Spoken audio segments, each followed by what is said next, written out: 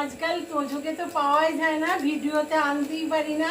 তোজো খুব ব্যস্ত, প্রত্যেকদিন কোথাও না কোথাও চলে যায়।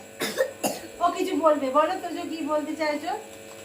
এই দুটো করতে বলি। এই দুটো কি? তুমি তো বললে এই দুটো করে শেষ।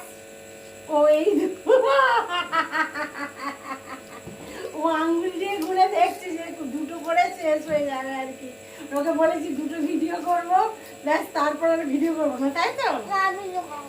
আর ভিডিও করা হবে না। ও বলে দিয়েছে যখন আর ভিডিওতে করবে না, ও কিছুতেই থাকবে না আমার ভিডিওতে।